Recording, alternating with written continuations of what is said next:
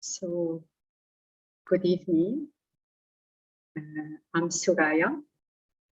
I'm staying in Oman and practicing Raja Yoga meditation for a couple of years. And I am here tonight to introduce the speaker of the session of tonight. Our speaker will be Yogesh Sharda. So, Yogesh Sharda was born in Malawi, Africa, with an Indian background, and he was brought up in London and Oxford, England. Yogesh Sharda has been a personal development trainer and a workshop facilitator for over 20 years. He has presented many hundreds of seminars, workshops, and courses for businesses, hospitals, universities, youth organizations, and local community groups throughout Europe, UK, the Middle East, Southeast Asia, Australia, USA, Central and South America, and also Caribbean and India. So over the last 17 years, he's now based in Turkey, and he gave many seminars on topics such as stress-free living, the secret of self-esteem, problem solving through meditation, anger management, and many other themes. So his training comes from the Academy for a Better World in Montabaur, India, and the Global Retreat Center in Oxford, England. So both are run by the Brahma Kumari University. And for my personal introduction to Yogesh, Yogesh was one of the main facilitators who facilitated a program for youth in the country I am living. It's not clear. Okay.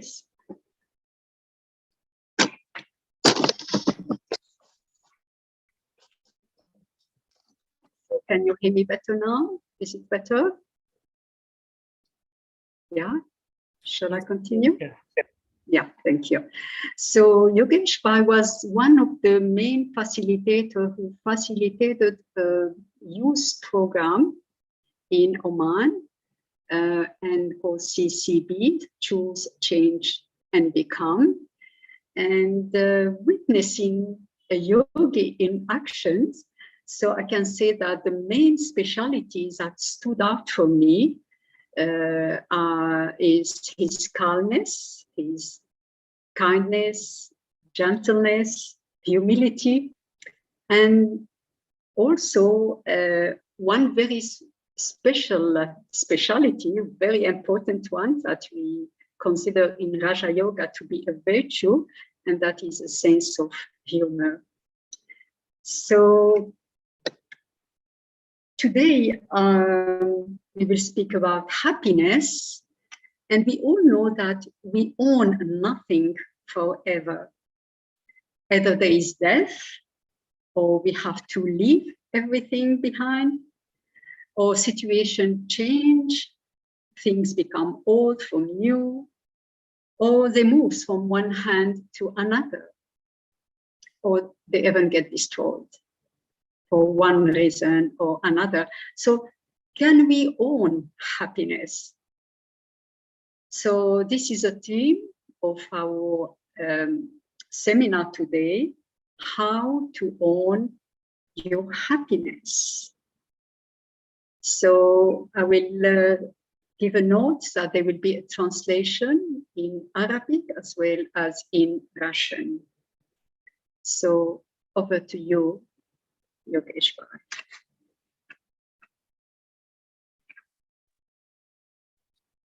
Hello and good evening. Thank you to Surya for a very warm and generous introduction. There was a question about the Arabic translation from someone. I'm just wondering if that's sorted out. Okay, looks like it is. Yeah, so hello to everyone. And sorry, I had mentioned a number of different topics that I've been studying and also doing some trainings in. And I must say that, all of these topics and many, many more are what naturally emerge when a person begins to explore the inner world or the inner universe. Now we know that outside of us there is a huge universe, there is an outer space, and we exist within a solar system. But also within every person there is an inner space, and that's much more vast than outer space. That inner space is to do with our thoughts, our emotions, our perceptions, our beliefs, etc. And when a person embarks upon a path to explore that inner world, life really gets very, very interesting. And it's for good reason that it is sometimes described as the opening of a third eye, which means what you are seeing now also existed when your eye was closed, but now you can see it. You can make the connections between what's happening within your inner world and what's happening outside in your life. And the more one explores these ideas, the more you realize your thoughts and your awareness and your intentions are very much creating your circumstances and your relationships. And I would go so far as saying that your life is a reflection of how you are choosing to spend your thought energy. And now why this is important is because our topic today is exploring happiness, and specifically how you can be the owner, the master, the chief of your own happiness. Now, why do we need happiness? Well, it's not something that we run away from, but rather we seek consciously and also subconsciously. And if you look at the marketing in the world, it's all to do with happy images, a happy individual, a happy couple, a happy family. So we see those images of happiness and they draw our attention. And we feel, well, I would like to be like this as well. And then, of course, the firm that is advertising it will tell you, if you want to be like this, you need to buy this. You need to wear this, or you need to eat this, and we can sell it to you. So happiness is pulling us in various ways. And it's also true that the kind of books and wisdom and seminars in the world, like this one today about happiness, focus on peace and well-being and contentment. There are no talks on how to be more stressed, how to increase the anger in your life, or here are 10 steps to being more miserable. There are no books or seminars like that. And this tells us something about human nature, and that is we wish to return to the experience of peace and happiness. So we're going to be exploring some of the principles which exist behind what generates happiness, why we might lose it, and what can we do to not lose it. So I'm also going to be showing you just a few slides to help me to explain some of these ideas. And let me just see if I can bring one up here. Okay, so this is really about the approaches that we have to life. So here are 3 possible approaches that we see in people around us. Some people are having this approach to life, that they are simply a passenger in life, and they have no decision, no say over what life is doing. They feel as though they're just being driven by this thing called life, situations and circumstances. And if the circumstances are favorable, they feel happy. If they're not favorable, they may feel sad or upset. And so it's so they have this approach that my plight, my lot in life is not in my own hands. I am simply a passenger. And they ask questions such as, how is life treating you these days? As though something outside of me called life is determining whether I should be happy or sad. So that's one approach that some people have. Then let's look at another approach. How else would people see what's happening in life? So now let's come to the next slide over here. And this is showing us that sometimes we come across situations which we don't like, and we may end up fighting with life. So a person who's a fighter will see perhaps forms of injustice in their personal life or in the situation around them, or indeed the things that we see happening in the world, on the world news. And so such a person has this confrontational mindset towards life and is having a fight with life. And this creates some kind of tension in the mind and some kind of aggression in the attitude of a particular individual. And so also the face of such an individual would show that he or she is in a state of internal conflict. And to be around such a person is also quite draining when we are fighting with the things which we don't like. But then there is a third option. And these are people who choose to explore life. They don't just want to be a passenger being pulled along by life. They don't want to fight with the things which they don't like, but they want to explore. And so an explorer is one who is interested to really understand, why are things the way they are? Why, for example, do I feel a certain way in a particular situation? Why is maybe someone around me behaving in a way which I may not like, and how should I respond to that? Why is humanity in the condition it currently is in? So an explorer is one who wants to understand the mechanism behind things. Now, just as scientists like to go into a laboratory and they want to understand how things work, so too an explorer is rather like a spiritual scientist who wants to explore the spiritual laws behind why things happen. And so this journey of going into exploring the spiritual world helps us to know what is the right perspective to have when we are encountering any situation.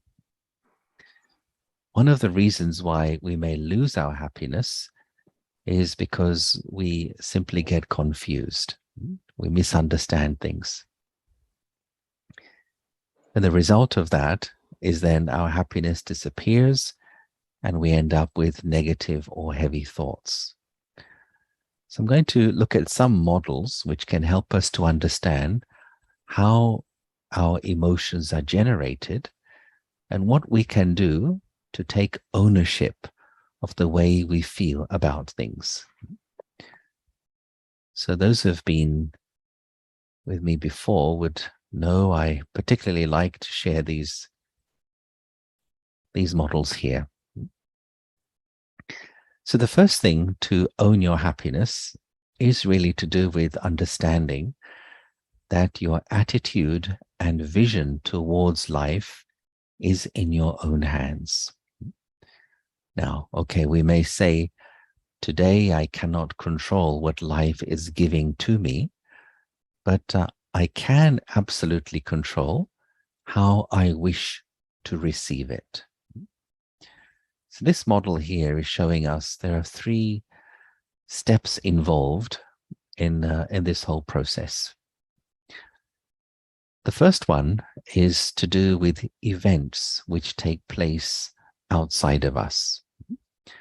Now, we are constantly surrounded by events. And events could be something right in front of you in your house, something at work, something you see in the street, and also the things we see in the world news. So these are just events happening around us, and there is not so much that you can do about these events. But here is what we actually do. We give meaning to those events. In a nanosecond, very, very quickly, the mind gives a meaning to the events that we see around us. The event is outside of me, but my mind is ascribing meaning to it very, very fast, and we don't even realize that we do this. And hence, humans are sometimes described as meaning-making machines. Now, why this is important is because the meaning that I'm giving to an event is then going to generate my emotions. And that also happens very, very fast. We don't even realize how quick it is. So here's the sequence. An event happens, my mind gives meaning to it, and I generate an emotion. Event meaning emotion, event meaning emotion. Very fast, very instantaneous process. And since it is so quick, since it is so fast, we live under an illusion. And that illusion is that the event has directly created my emotions. However, as this diagram is clearly pointing out, this is not true. But yet, we live with this wrong belief that the event has created my emotions. So, for example, we end up saying things like, I am so angry because of what you said to me this morning. Always say things like, I feel very upset because of what happened yesterday. Or I am very anxious and nervous because of XYZ. So what we're saying there is that my emotional state is a direct result of what you said, what you did, or what may be happening. But this is not true. If I live with that paradigm, then indeed I am choosing to be a slave, an emotional slave, to people and circumstances around me. But when I realize that my feeling is not because of what you said, it's because of the meaning my mind is giving to what you said. My feeling upset is not because of what happened yesterday. It's because of the meaning my mind is giving to what happened yesterday. Then you begin to realize that if I can own the meaning I give to events, if I can upgrade the meaning I give to events, then I will change, I will own the emotions which are generated. In a nutshell, this is the first important principle in owning your happiness. Let me stop trying to control the events but rather let me choose to give higher and better meaning to the events. If I am consumed by the events I don't like, I generate my stress, my anger, my fear, my anxiety. If I am concerned with the meaning I'm giving, and I choose to improve that, then see how my happiness, my well-being is in my own hands. Now, this of course raises the question, well, okay, so how do you do that? What is behind meaning? What are the components of meaning? Indeed, what is the meaning of meaning? And so we need to explore what is behind meaning. And so let's now come to our next slide here. So here is a model to help us to understand the three main components of meaning. And as you can see here, we have our perception, our perspective, and also context. And let's see if we can explore these to see what we can do in order to own the emotions which are generated as a result. So, perspective is literally to do with the position from which you are viewing something. So just like physically, if you were to walk on a pair of stilts, let's say 6 feet stilts for a few days, your perspective of people would be from another angle. You'd be able to see people's bald spots, for example. So the question arises, well, can I raise the perspective of my awareness to be able to see situations and events from another angle? So this can help us to understand how to raise your perspective. So here you see the spectrum of perspective. And on the right-hand side, this represents the eye of your mind, the way that your mind is choosing to see situations. So let's say in your life, for example, you are faced with some situation which is causing you some anxiety, maybe some anger, some fear, or you're just upset, or you just feel down in the dumps. Your happiness seems to have gone on vacation somewhere. So when your perspective is low, then you see that situation as a problem. You label it as a problem. And you speak to others about that problem. And so with low perspective, we become problem conscious. Now, if you allow that problem to live in your head, then of course you may even suffer physically in terms of digestive disorders, sleeping problems, and so on. But if you were to say, well, I accept this situation is in my life, but I choose not to see it as a problem. I choose to see it as an obstacle. In other words, I'm raising my perspective. The same thing, or sometimes the same person, I am now choosing to see as an obstacle. Now, what's the difference between a problem and an obstacle? Well, the problem is you think something is stopping you, blocking you from moving ahead with your life or with your happiness. An obstacle, you don't focus on the thing or the person or the situation, but you focus on yourself. And you ask yourself, how can I get over this obstacle? How can I find a way around this obstacle? So the whole focus of your mind's attention is very different. Now think about obstacle races you may have been in at school, or when you're doing training or physical exercise.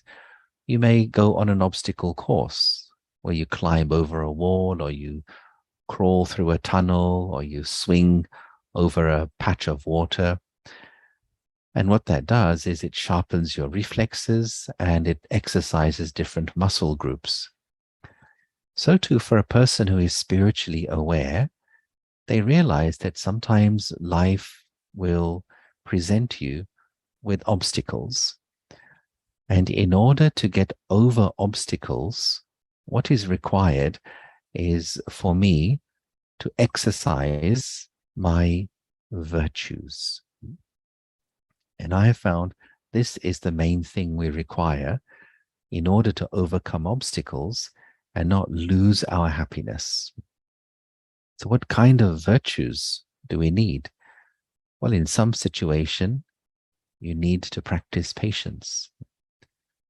In another situation, you might need some tolerance.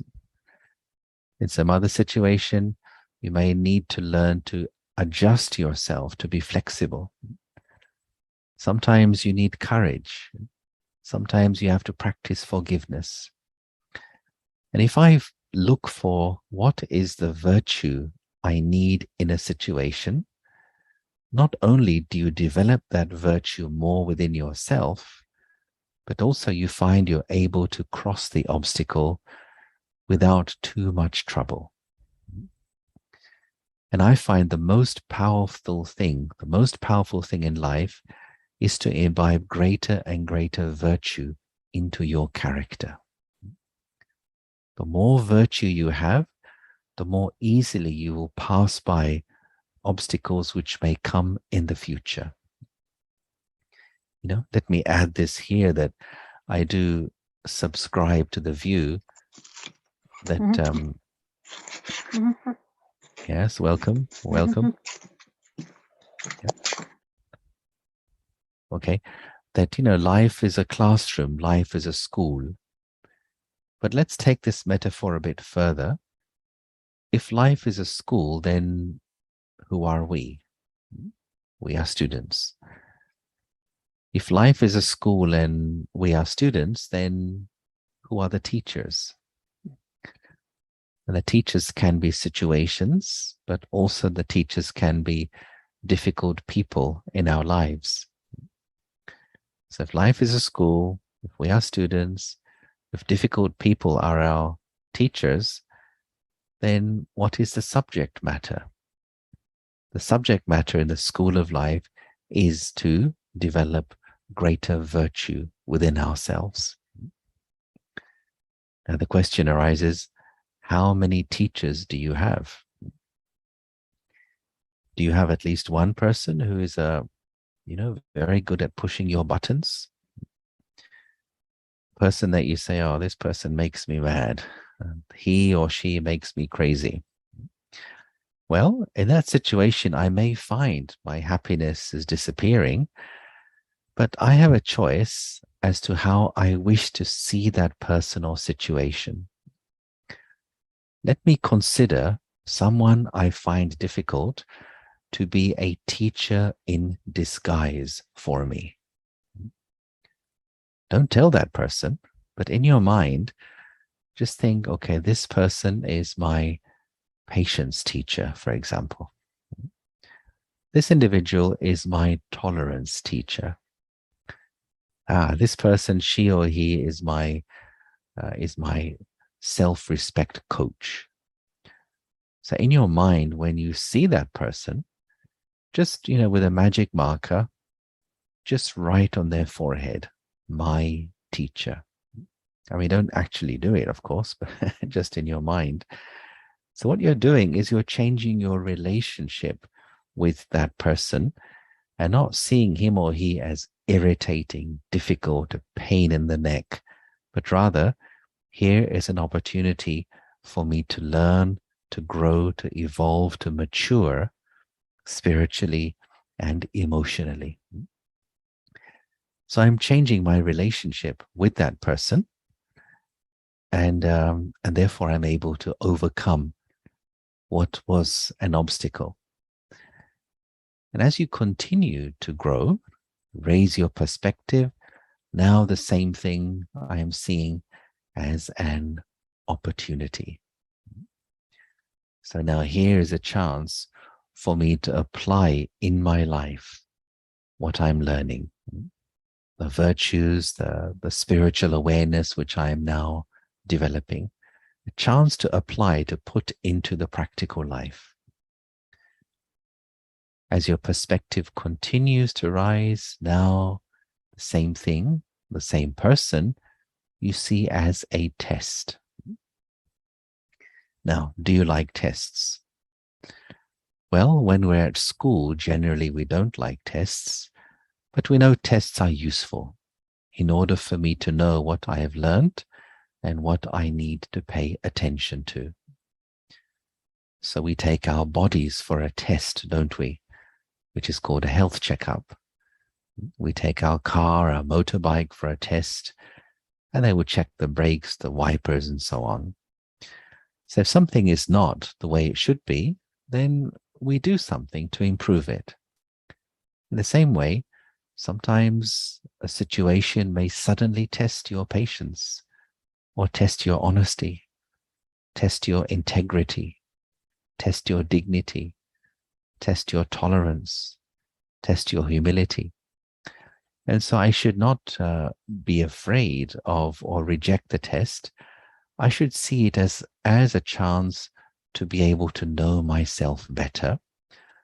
And if I feel I didn't do so well there, then it means I just need to pay a bit more attention on that particular virtue.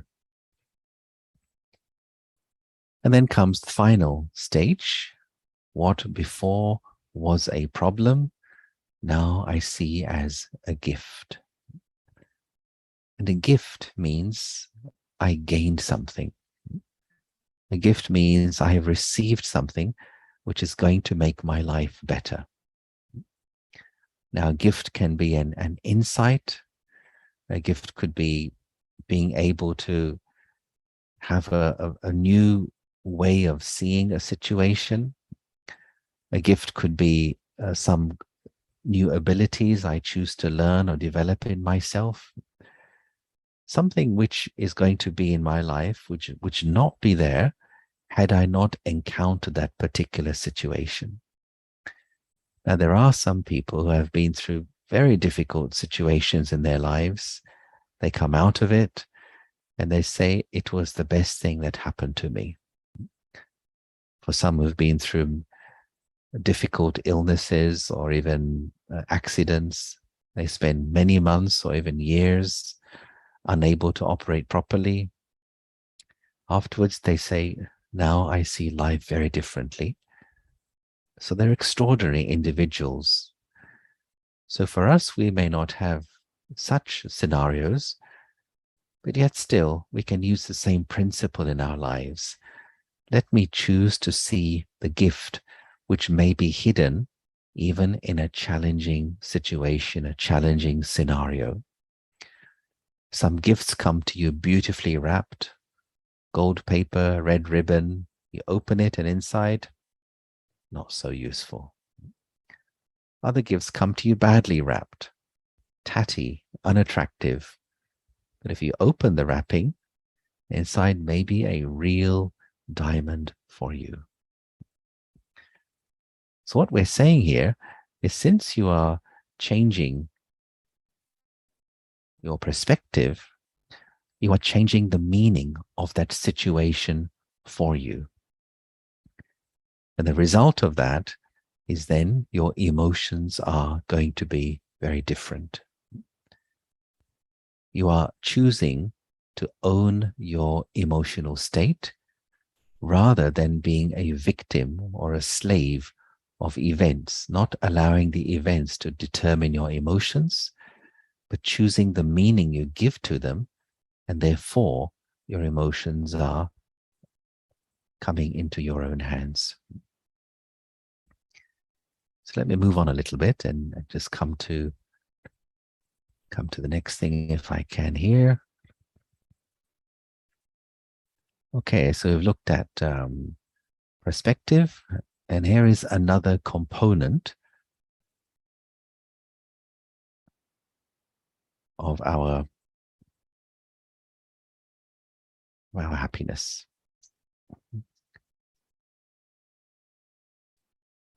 Okay, so here we are. Second one is our perception. This again is very important to understand how it affects our emotional state, and in this context, our happiness. So here's an individual, and outside of this individual, there are all the different things that may be happening in life. So for example, you may be praised, you may be criticized, you may be the center of attention, you may be completely ignored. You may be victorious in something, or you may be a complete failure, you lose in something. So all of these icons on the right-hand side just represent all the various things that are happening outside in life. There's not too much that we can do about all of those things. But yet, there is something which exists between you and life which is outside of you. It's a filter. Okay,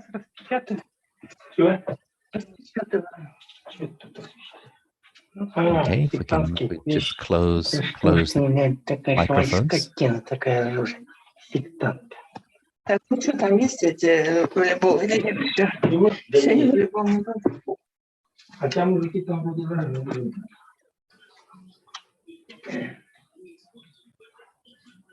Okay, so can we just ask them to close the mics?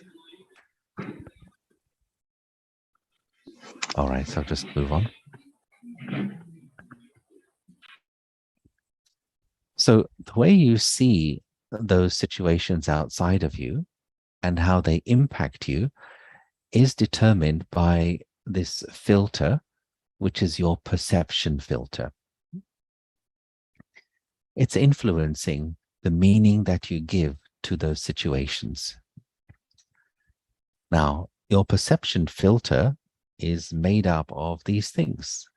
These are some of the factors which shape your perception filter.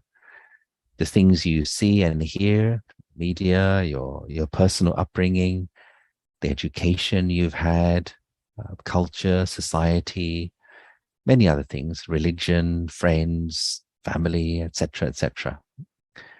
And it's important to understand each person has a slightly different or sometimes very different perception filter, because we've all been exposed to different external factors.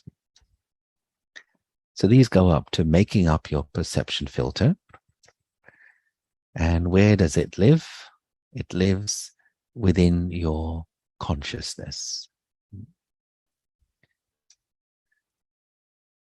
Now, when our perception is different to somebody else's perception, we may see the same thing very, very differently. So I say, for example, something is white, and you say, no, it's black. I say it's right, you say, no, it's completely wrong. And we may wonder why. How come your perception is different to mine? Well, your filter is different because you've been exposed to different factors from outside of you. So this helps us to understand that my perception of a situation may not be the reality.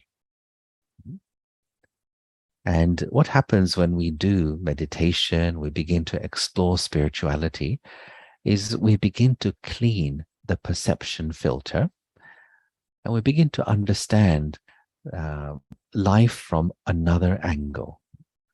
We begin to go beyond our personal biases, prejudices, and conditioning which we may be carrying. And hence, as a result, we begin to give different meaning to the events around us as our perception filter gets cleaned. This, of course, takes some time because some of those influences on our perception filter, we have a great deal of attachment to them. We don't want to change them, don't want to let them go. But spirituality teaches us and asks us to explore what is the difference between reality and my perception of that reality. So it's a journey. But as we go on that journey, we do find that our emotions, and particularly our happiness, begins to come back into our own hands. Then the third factor which makes up meaning is context. And so the question here is, in which context do I see life? Now, you may have come across the saying that context is everything, and indeed it is. If you change the context of something, you change the meaning you give to that thing. So a question to explore is, when we look at life in this world, how do I see life? What does life mean to me? In which context am I relating to life? So here are some possible contexts that people sometimes come up with. Some see life, for example, as business, and it's a give and take. Some see life as a battlefield, battling at home, battling at work, battling in the traffic, battling with sometimes friends and family and so on. Some see life as a prison, something to escape from. Why am I here? I don't want to be here. Some see life as a game, something to be played. And let me learn what are the rules of life so I win the game. And to win means I maintain my happiness. But two particular contexts which we study in our spiritual university and recommend everyone to explore. One, as I mentioned earlier, is to see life as a school. So I've already talked about that one. But the other one, which is also very healthy, is to see life as a theater performance. Now, what does that mean? If you see life as a theater, the individual is a unique and individual performer in the theater, in the play of life. And so it means everyone has their own individual and different part to play. Now, if you've ever been in a theater performance, maybe at school even, you will know that there are certain rules one has to observe when you are taking part in a theater performance. One of those rules is you have to perform to the best of your ability, but you are not the director of somebody else's role. That's not your job. You cannot, in the middle of the play, tell somebody else, do it like this, do it like that. No. If you try to control the role of another performer, then you're breaking the rules. And the result of that is the penalty. You lose your happiness, you generate your stress, you feel anxious, you feel angry, and your happiness disappears. So in the play of life, we are both performers, but also we are audience for each other. And one of the skill sets to learn in this context is to know when to perform, which means when to say something, when to do something, when to express, and when to withdraw and be a detached observer. And this takes a lot of practice, but it's a tremendous skill to develop. And I have seen some, very senior yogis and have had the opportunity to observe them since I was a child. And I just marveled at how they've got this balance of being very participative, contributing, very present, very awake, engaging with life and with conversations, but they also know how to withdraw and be silent at the right moment. And so they don't overstep their mark of, for example, becoming over responsible for someone. This is not just in terms of actions, but also in the mind. If in my mind I'm trying to control the behavior of another person, even mentally, then I'm going to generate my own stress. But seeing life as a theater, to know that, yeah, every individual, every soul is playing their own part. Let me play my own part. Let me contribute. But there's always a demarcation line between one individual and another individual. So that's context in terms of our daily personal lives. But you can also apply this to what's happening all around the world. And sometimes a person may say, well, how can you be happy when you see so much poverty in the world, when you see so much violence in the world, when you see so much injustice, whether it's to humans or to animals? How can you be happy? Well, it's a good question, and it has a long answer. But the short answer is that context is essential in order to know how to relate to a situation. And every situation has a long-standing historical and sociological background and history, which we don't understand. We simply get a snapshot of what's happening, but we don't understand all the background story that's also taking place. So just important to know that there is a context to everything. It doesn't mean I should bury my head in the sand, but also it doesn't mean I should fight with life. But how can I be best equipped to offer the best of myself to life? If I want, for example, to generate happiness or to generate peace, I need to be happy, I need to be peaceful as I do that. And so I find this context of life as a theater, life as a school, very rich in terms of knowing how to have a proportionate response to relationships, to people, to life around me, so I can maintain my peace, and yet I'm also able to share something with other people too. So that's the first thing about attitude and approach and vision towards life. Second thing just to mention, which is also very important in owning one's own happiness, is to look at my level of inner strength. Now, why is it that we may lose our happiness? Another reason is we don't have sufficient strength to maintain our inner balance, our inner peace of mind. And this, of course, is also where meditation comes in. What are the factors which are involved in maintaining my peace of mind or my inner strength? Well, there's two things here. Let's have a look at it here. So this formula, actually, you can apply to various contexts.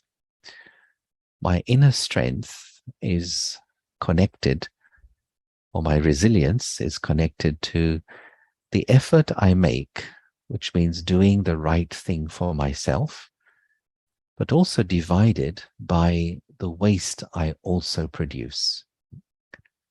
So, for example, if I want to improve my mental resilience, if I want to be emotionally stronger and not get affected by people's comments, by criticism, by, the stuff happening around which maybe upsets me, I need to pay attention to making more effort and also reducing the waste that I produce.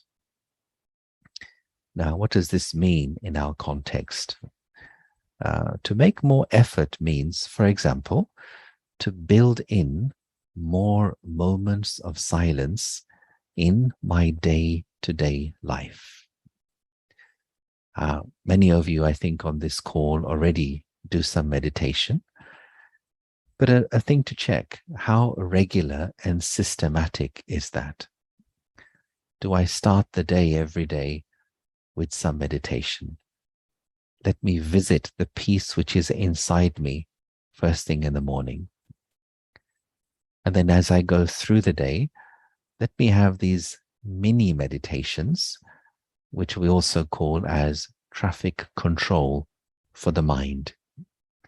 A 3-minute, a 2-minute stop, maybe every 2 or 3 hours, just to go from the doing mode to the being mode.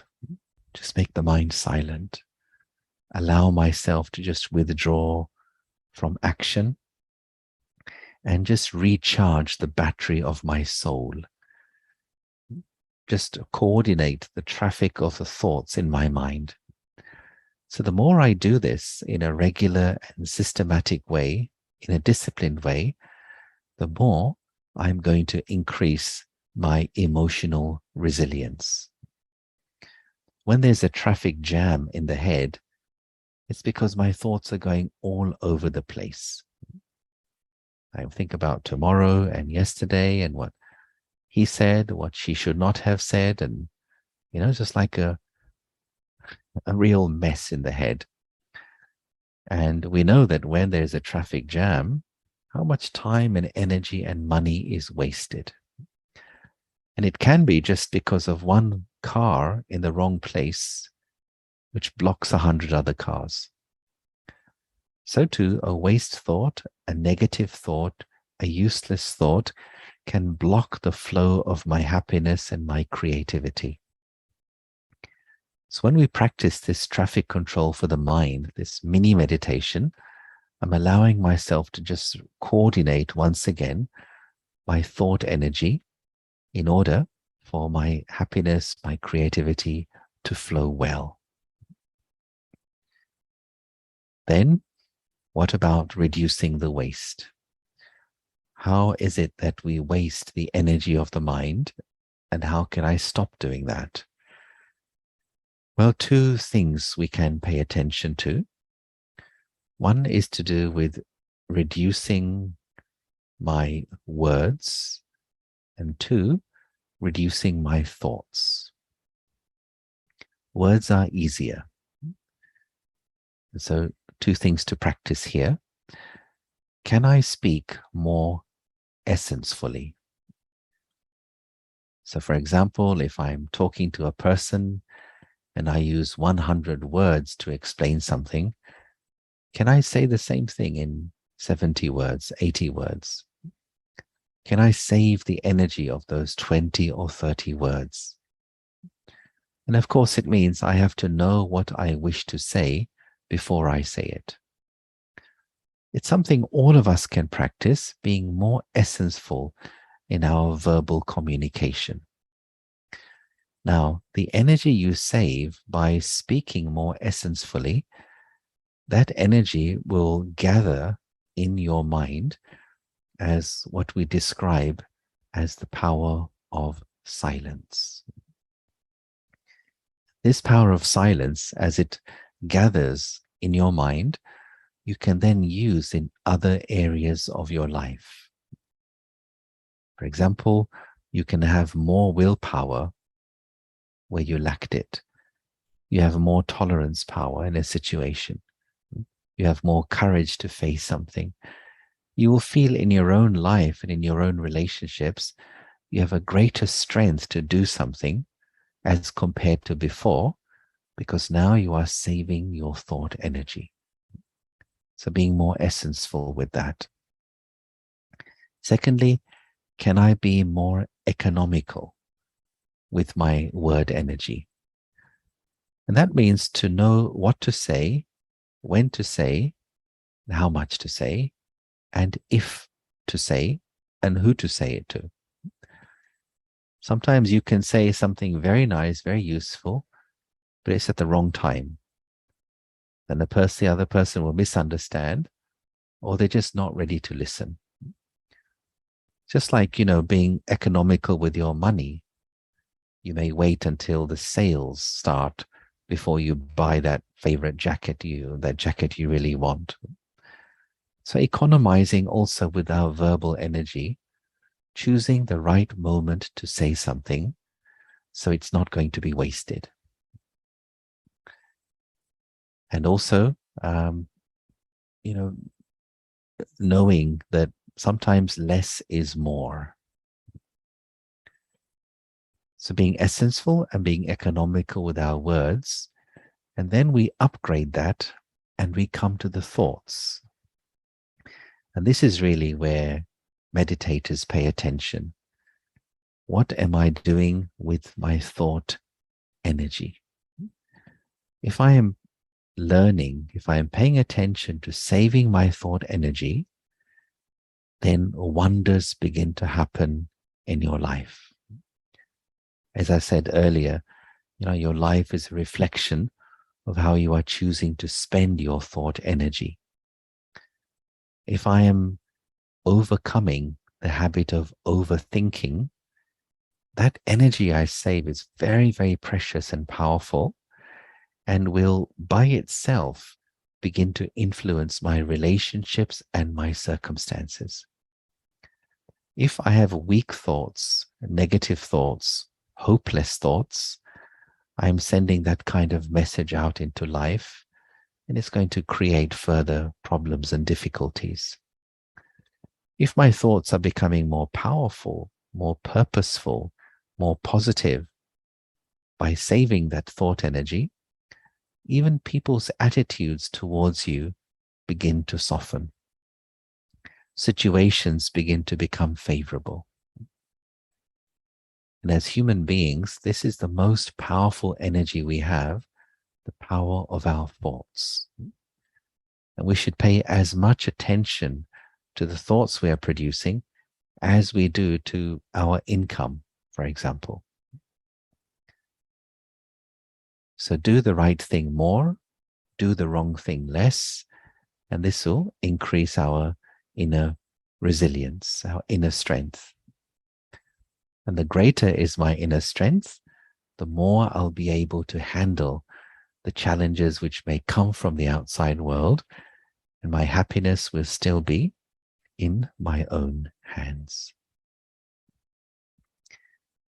So I have 3 other areas to cover, but I think it's enough for today. Let me just check in with Soraya.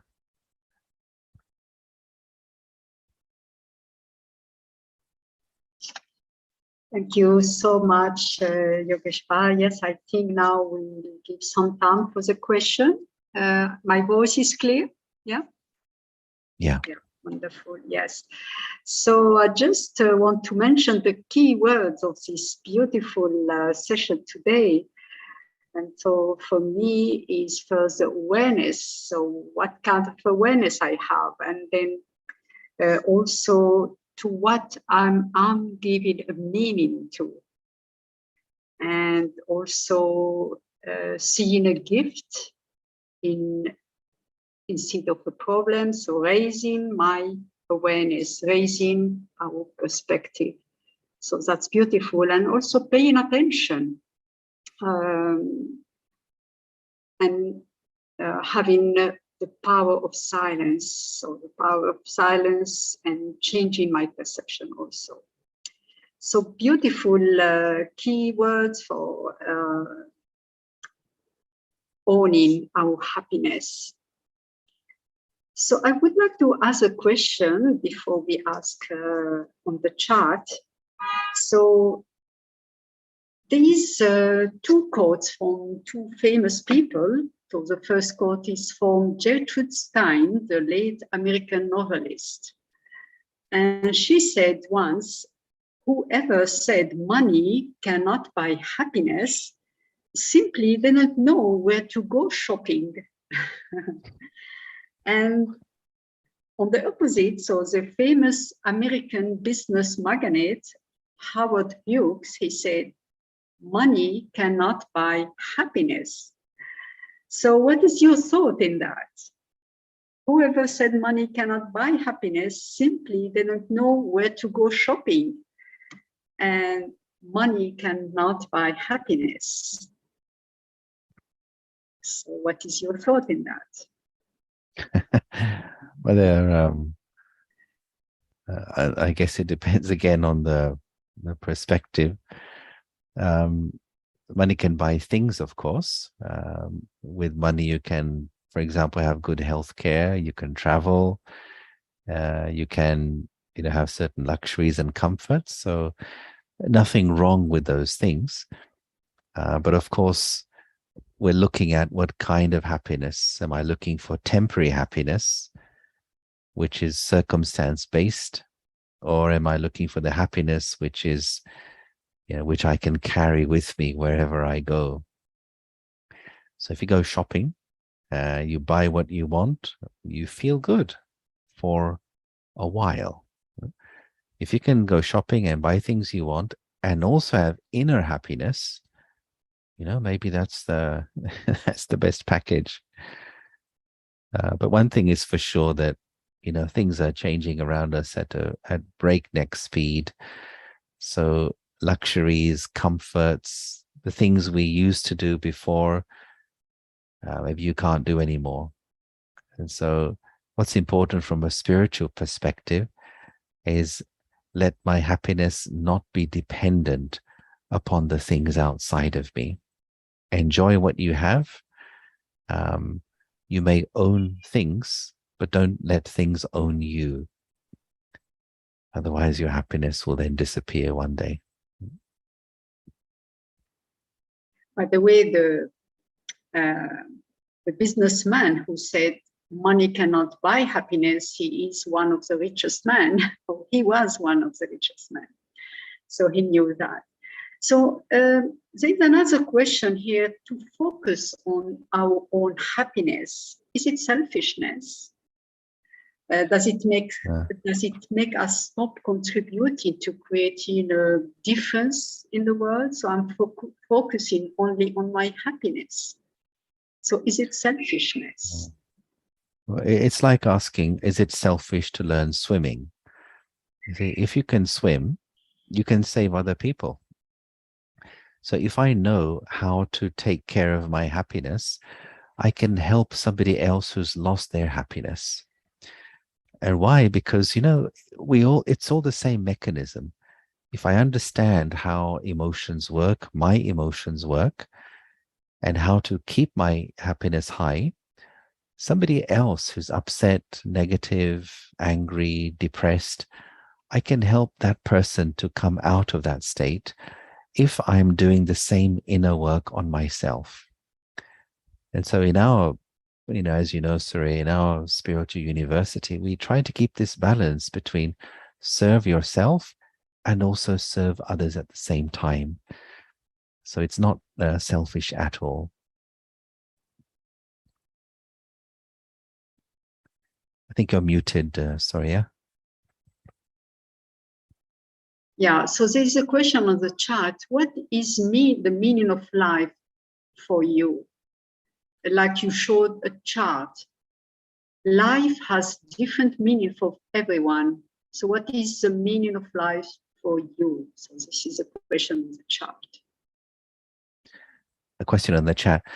Well, of course, it's a huge topic and we need 3 hours to explore this one. But in essence, I think it comes down to this, that the soul, I believe, comes into life for two things. One is to experience and also to express its inner beauty, its inner divinity. And I think in that expression, we experience happiness, fulfillment, and contentment.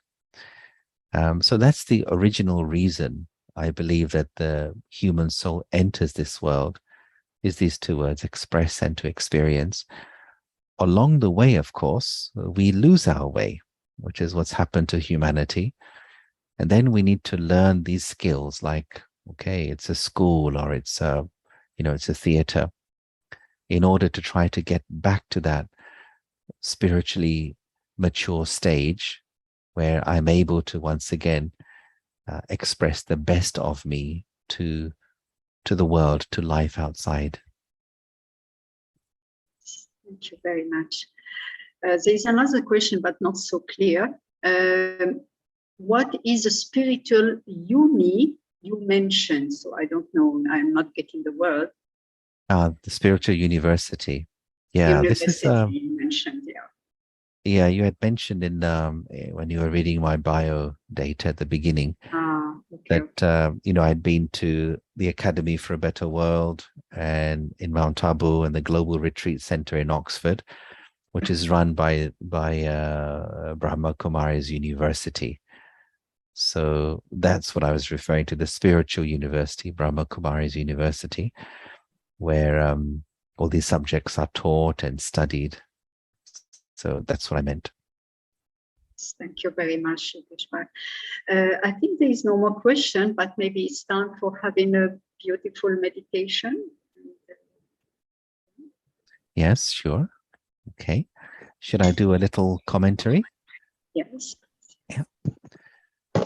Okay, so if you're new to this, then it just helps to have your back straight and your feet flat on the floor if that's comfortable, or some people may be sitting cross-legged, that's also fine. And I'll speak out a simple guiding commentary. And just a request, if everybody could mute their mics, please. So then there's no background noise.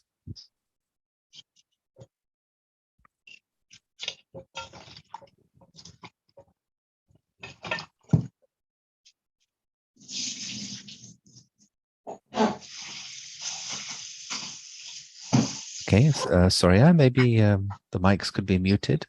Somebody's mic is open. I think somebody's in the kitchen. I cannot mute from my side. The Harmony House has to mute. Okay. Okay, seems like it's okay now. All right, so we just take a few moments to step back from this world of doing, this world of action, this world of sound, and to realize that there is a world inside me.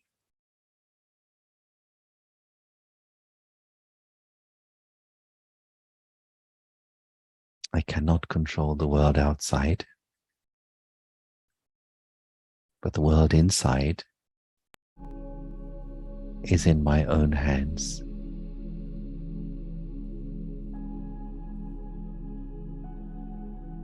And the world inside is of my thoughts, my feelings, my experiences.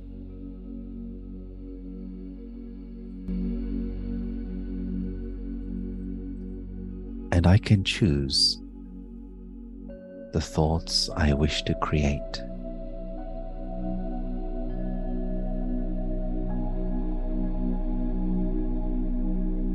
And so let me choose the thought of peace.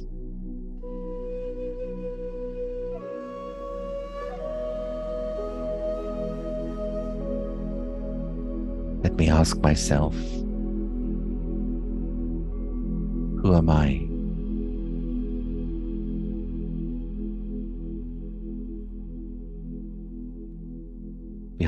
Behind all the roles and responsibilities, behind the labels and the masks, who am I?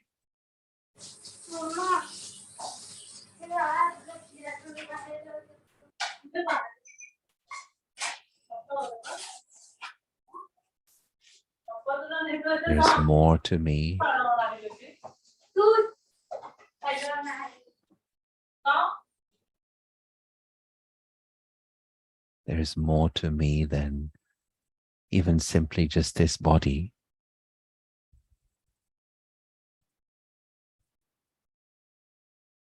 And so let me explore my deepest identity,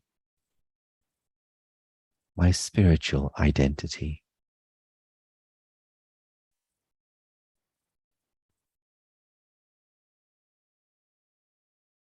I bring my awareness up towards my face and up to the center of my forehead.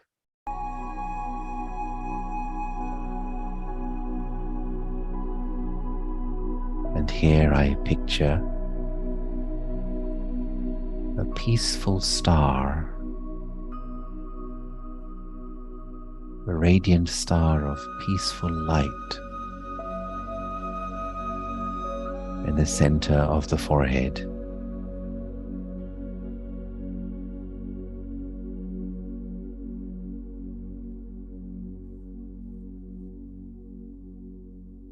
I am this being of peaceful energy. I am light. I am still. I am peace. I am a soul.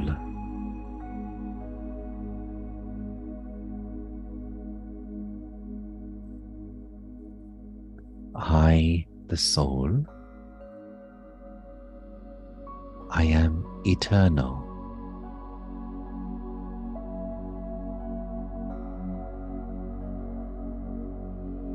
I, the soul,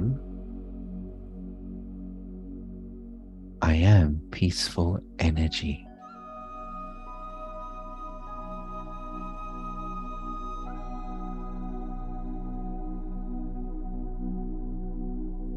And this peace has always been inside me.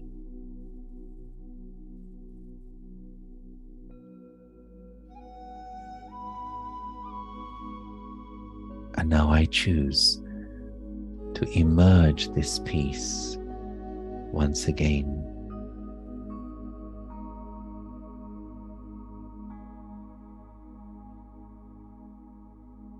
All I have to do is just to be aware.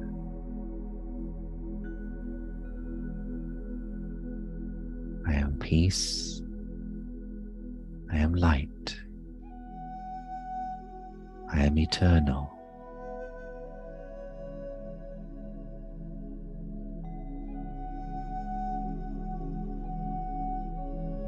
And in this awareness, the garden of my mind begins to blossom.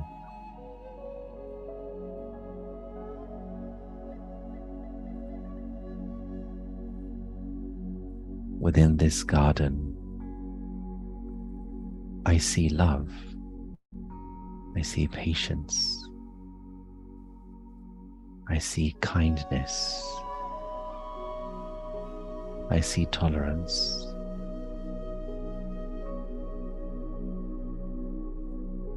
All these flowers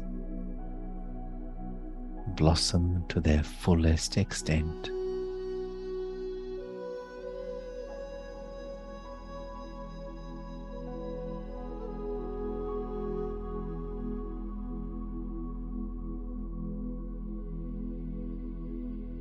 And I'm also able to offer this spiritual fragrance in my relationships with my family, my friends, my colleagues, with everyone and everything.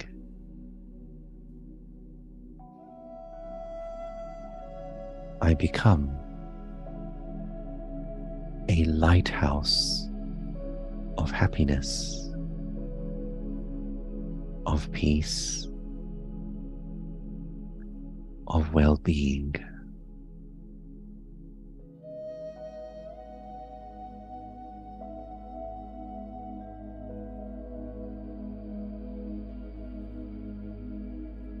Let me keep this awareness.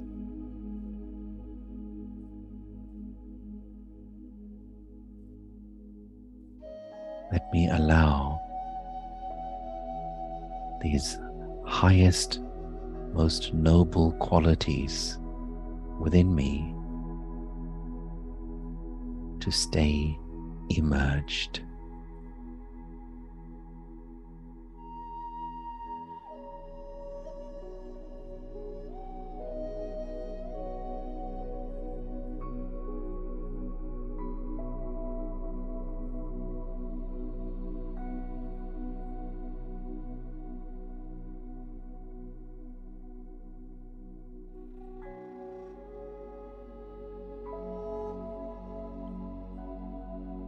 Okay, thank you.